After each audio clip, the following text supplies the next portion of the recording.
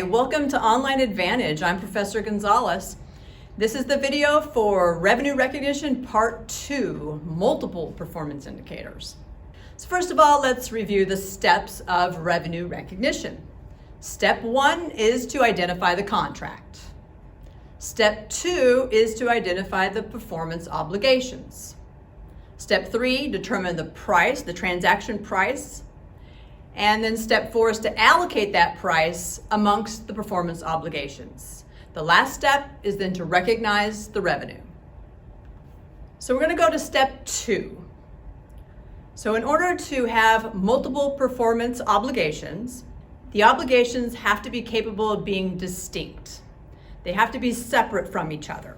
So for example, a product is distinct if it can be used on its own, or it can be used with another company's product.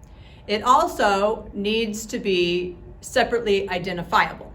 A good example for that is items to build a house. If you are purchasing a house, then it's the house that you're purchasing. So the wood and the windows and the toilet and all that stuff in the house is not separately identifiable from the house. But if you're going to a home building store, those items are separately identifiable, and you're purchasing each one separately. Now we're going to look at step 3 and 4. Determine and allocate the transaction price. So for step 3, determine the transaction price. It's the amount that the seller expects to receive from the customer for the goods or service. And again, remember we're looking at service also. And then step 4, allocate the transaction price.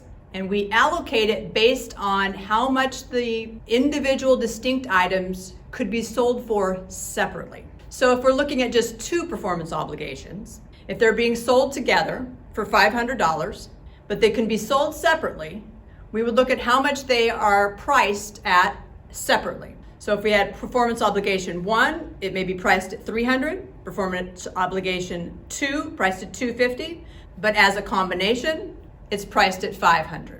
So let's look at an example. It's January 1st. A company sold software and a 3-year subscription for technical support to a customer for $500 cash. The company also sells the software and the technical support subscription separately for $300 for the software and $250 for the technical support. So going through the 5-step process, identifying the contract. The company is to deliver the software and the technical support, the software at a point in time, the technical support over a period of time. It's a 3-year subscription. So those are the contracts. Step 2, identify the performance obligation. The company must deliver the software to the customer, and technical support must be available to deliver the support to the customer over the 3-year period. Step 3, determine the transaction price. It's $500 for both the software and the technical support. Step 4, allocate the transaction price. Well, you do that using the standalone prices. It's $300 for the software and $250 for the technical support.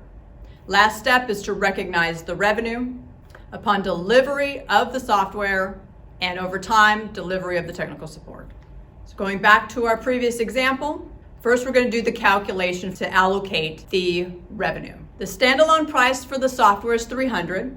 The standalone price for the technical support is $250. So we add those together to get $550. And then we figure out the percent of the total for each performance obligation. So by taking the $300 for the software and dividing it by the $550, we find out that the software makes up 55% of the total standalone price. Then we do the same thing for the technical support. The $250 divided by the total of $550 gives us 45%. And that gives us a total of 100%. Then we take those percents and we multiply it by the actual combined price that we are selling these two combined to the customer, which is $500. So 55% times 500 is 273. So that's how much we will allocate for revenue to the software. 45% times 500 is 227. That's how much we will allocate for the technical support, totaling those up to 500, which is the price of the combination of the two. Now we're going to go through the journal entries. On January 1st, when we made the sale, we're going to recognize cash by debiting cash for the $500 because it was a cash sale. we're going to recognize the revenue for the sale of the point in time, which was the software, crediting the sales account by increasing it. But the technical support is over time. So we have not satisfied the performance obligation. So that's a liability to us at this point. So we're going to put that into deferred revenue of $227. Then as time passes, we will then recognize the revenue. So on December 31st, 12-month cycle has passed, 1 year. So we're going to take the 227 of the deferred revenue, which was for the technical support, divide it by 3 years, and that comes to 76. And that is how much revenue we will recognize at the end of the year for the whole year. Reducing the liability deferred revenue by 76 and increasing, now we're recognizing revenue, increasing technical support revenue for the 76.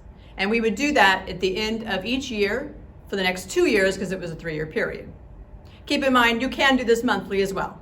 So in summary, when there are multiple performance obligations, the revenue must be allocated in proportion to the standalone price. Thank you very much. I hope you found this video helpful.